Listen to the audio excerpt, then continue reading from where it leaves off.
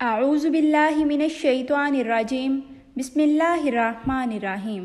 24ویں پارے میں 3 صورتیں شامل ہیں: سورہ زمر کا بقیہ حصہ، سورہ مومن مکمل اور سورہ حامیم سجدہ کا زیادہ تر حصہ۔ سورہ زمر کا بقیہ حصہ، اس حصے میں 2 اہم باتیں بیان ہوئی ہیں۔ پہلی بات، توبہ کی دعوت۔ اللہ تعالیٰ اپنے بندوں کو امید دلاتے ہیں کہ چاہے گناہ کتنے ہی زیادہ کیوں نہ ہوں، اللہ کی رحمت سے مایوس نہ ہوں۔ وہ چاہے تو تمام گناہ معاف کر دیتا ہے، کیونکہ وہ بہت بخشنے والا اور مہربان ہے۔ دوسری بات، قیامت کا حال۔ فرمایا کہ قیامت کے دن جب سور پھونکا جائے گا تو آسمان اور زمین کی ہر چیز بے ہوش ہو جائے گی۔ پھر دوبارہ سور پھونکا جائے گا تو سب لوگ زندہ ہو کر کھڑے ہو جائیں گے اور اپنے اعمال کا انجام دیکھیں گے۔ اس سے آگے سورہ مومن شروع ہو رہی ہے۔ اس صورت میں بھی 2 اہم باتیں بیان ہوئی ہیں۔ پہلی بات، حوامیم سبع۔ قرآن کریم میں 7 صورتیں ایسی ہیں جو حامیم سے شروع ہوتی ہیں، انہیں حوامیم سبع کہا جاتا ہے، اور ان میں پہلی صورت المومن ہے۔ دوسری بات، ایک مومن کا واقعہ۔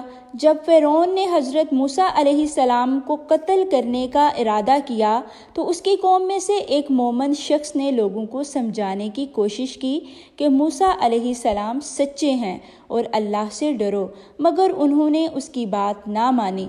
فرعون نے تکبر میں آ کر کہا کہ میرے لیے ایک بلند عمارت بناؤ تاکہ میں اس پر چڑھ کر دیکھوں کہ موسیٰ کا رب کہاں ہے۔ اس غرور کا انجام یہ ہوا کہ وہ اللہ کے عذاب کا مستحق ٹھہرا۔ سورہ حامیم سجدہ۔ اس صورت میں بھی 2 اہم مضامین بیان ہوئے ہیں۔ پہلا مضمون، قوم عاد اور سمود کا انجام۔